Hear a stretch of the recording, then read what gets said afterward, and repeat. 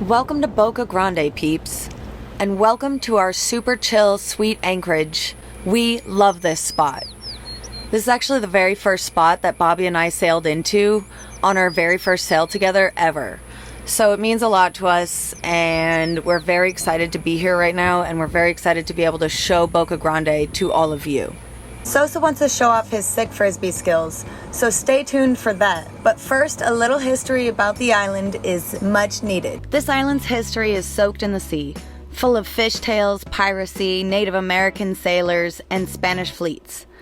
So sit back and relax as we take you back in time on a dinghy ride through the canals of Gasparilla Island. Let's go back to 800 AD, when the fierce people of the Calusa Native American Tribe fully inhabited this area. These people were also known as the Shell Tribe. They would use shells for tools, utensils, jewelry, and weapons. All I know is these people must have been eating real good, because the men were hunters of both land and the sea. They would make arrowheads out of the fish bones they caught, and they would make fishing nets out of palm tree webbing. Very versatile, I must say. While the women in the villages would collect conch, oysters, crab, and lobsters. Living next to the sea, these people naturally became amazing sailors, running in their hollowed-out cypress logs up and down the river of the Calusa, defending their land from other tribes, and by the 1600s, pirates arrived on Spanish ships.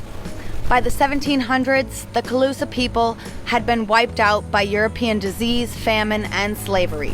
Let's take a quick break so I can show you our first iguana sighting in South Florida. This is one of the reasons we love this island.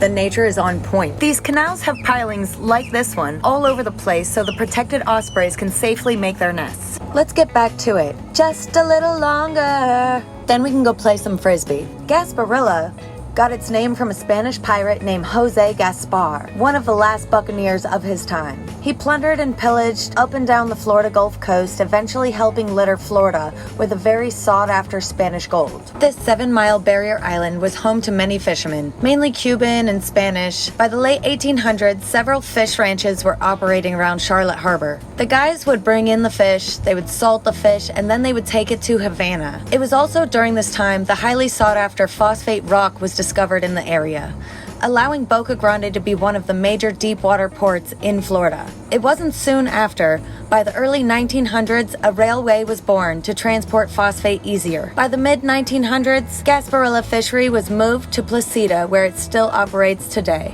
Not much has changed this quaint little fishing village. It's as though time holds still here. From the Calusa tribe to the Spanish, to today, this place is still known as the tarpon mecca of the world, where they still hold a tarpon tournament every year. Hope you enjoyed our first dinghy ride tour. Let me know what you think in the comments down below.